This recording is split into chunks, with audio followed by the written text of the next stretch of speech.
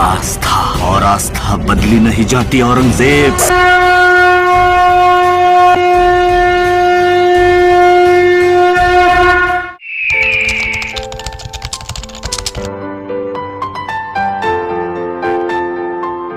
पंडित धीरेन्द्र कृष्ण शास्त्री एक अंधविश्वासी व्यक्ति है। पंडित धीरेन्द्र कृष्ण शास्त्री लोगों को भ्रमित करने का काम कर रहे हैं। पंडित धीरेन्द्र कृष्ण शास्त्री जादू टोना के नाम पर लोगों को अंधविश्वासी बना रहे हैं। पंडित धीरेन्द्र कृष्ण शास्त्री, पंडित धीरेन्द्र कृष्ण शास्त्री, पंडित धीरेन्द्र कृष्ण शास्त्री बागेश्वर धाम। आज 3 दिन से इस नाम को सुन कर मुझे परेशान हो चुका हूँ। ये जो शब्द मैंने बोले हैं ये मेरे नहीं है, ये शब्द है हमारे श्रीमान महान, जो कहना चाहो वो कह दो, श्याम जी दानव के। नहीं, दानव नहीं, मानव के। वो तो उनकी प्रवृत्ति है दानवों वाली, लेकिन हम अपने सब भाषा का उल्लंघन नहीं करेंगे। मानव के शब्द है ये, श्याम जी मानव के। वो कहना चाहते हैं कि ये ना अंधविश्वास फैला रहे हैं पंडित धीरेन्द्र कृष्ण शास्त्री, यानी कि डायरेक्ट अटैक नो प्रूफ। मुझे नहीं लोग पता कि ये जिसने ये कहा है ये अंधविश्वास के बारे में कितना जानते हैं, लेकिन फिर भी अगर इन्होंने कहा तो मैं अंधविश्वास के कुछ उदाहरण आपको बता देता हूँ। हमारे बड़े भाई श्री आशुतोष झा ने एक बात बताई थी जो आज मैं आपके सामने रिपीट कर रहा हूँ कि एक गरीब व्यक्ति होता है जो उसके पास बहुत कम धन होता है, और जब वो किसी अस्पताल में अपना इलाज करवाने के लिए जाता है तो अस्पताल का जो डॉक्टर होता है वो रोगी से बोलता है कि तुम्हें कैंसर है और तुम्हारे इस बीमारी का कोई इलाज ही नहीं है, तो तुम ऐसा करो कि पास में एक चर्च है, वहाँ पे कैंप लगाए हालेलुया नाम का, पता नहीं को क्या है वो। वहाँ जाओ, वहाँ तुम्हें जीसस क्राइस्ट के मंत्रों से तुम्हें ठीक कर दिया जाएगा, तुम्हारे ऊपर पॉलीथीन का पानी डाला जाएगा जिससे तुम ठीक हो जाओगे। वो गरीब व्यक्ति ऐसा ही करता है, वो चर्च जाता है, वहाँ उसके साथ वही दुर्व्यवहार किया जाता है, उस पानी डाला जाता है, जो भी करना होता है, जो ढोंग करना होता है वो करते हैं। वापस आता है और जब डॉक्टर चेकअप करवाता है तो वो डॉक्टर बताता है कि तुम्हारा जो कैंसर था बिल्कुल ठीक हो गया है। और मजबूरी में एक अंधविश्वास को सच मानकर वो व्यक्ति धर्म परिवर्तन कर लेता है। ये है अंधविश्वास। बिना प्रूफ, बिना तथ्य, बिना प्रमाण के आधार पर ये डायरेक्ट बोल रहे हैं, और वो भी कैसे बोल रहे हैं आइए मैं आपको पूरा समझाता हूँ।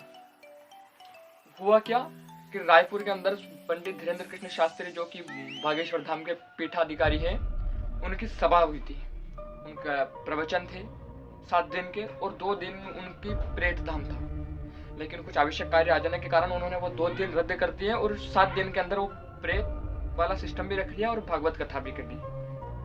तो उन 7 दिनों तक तो ये जो हमारे जो भाई साहब थे श्री श्याम जी मानव, ये पता नहीं कहाँ पे थे, पता नहीं कहाँ गायब थे, पता नहीं इनकी पत्नी ने वहां से उस समय क्यों नहीं आने दिया। लेकिन जब वो शास्त्री जी अपना काम कार्य पूरा करके वहां से आ जाते हैं तब ये अपने बंद कमरे के अंदर एक वीडियो बनाते हैं। और वो क्यों बनाते हैं? क्योंकि इन्हें उस समय पॉपुलैरिटी नहीं मिल रही थी, पब्लिक नहीं मिल रही थी अपने वीडियो को फैलाने के लिए, वायरल होने के लिए। तो इन्होंने सबसे ताजा टॉपिक ढूंढा बागेश्वर धाम के बालाजी का। ये कहते हैं कि हमने इन्हें डायरेक्ट चुनौती दी थी और ये हमारी चुनौती को देखकर 2 दिन पहले ही अपने यहाँ से छोड़कर भाग गए, और बिना तथ्य और बिना प्रमाण के आधार पर ये बातें अनसंड बदके जा रहे थे। इनका कोई लिमिट ही नहीं थी। पंडित धीरेन्द्र कृष्ण शास्त्री जब इनको जवाब देते हैं और कहते हैं कि चलिए हम आपके साथ आएंगे रायपुर में डबल में और धाम लगाएंगे और आप वहां, तो ये पता नहीं 50 तरह के बहाने करने लगते हैं और कि ये तो अंधविश्वास है नहीं, ये ऐसा है नहीं, ये वैसा है नहीं, अनसंड बातें करने लगते हैं। जब इनके पास कोई प्रूफ होता नहीं है तो सही बात है, ये ऐसे ही करेंगे, हमें उनसे कोई मतलब नहीं है। लेकिन हमें बस इतना मतलब है कि आखिर ये सब हुआ क्यों? क्योंकि पंडित धीरेन्द्र कृष्ण शास्त्री जी जो है वो आज के चमत्कार तो कर नहीं रहे हैं, उनका 7-8 साल तो यूट्यूब पे हो गए उन्हें। उससे पुराने भी वो बताते हैं कि मुझे तीसरी पीढ़ी में गद्दी प्राप्त हुई, तो उनके दादाजी भी करते होंगे और उनसे पहले जो गुरु होंगे वो करते होंगे। तो ये टॉपिक अभी क्यों वायरल हुआ?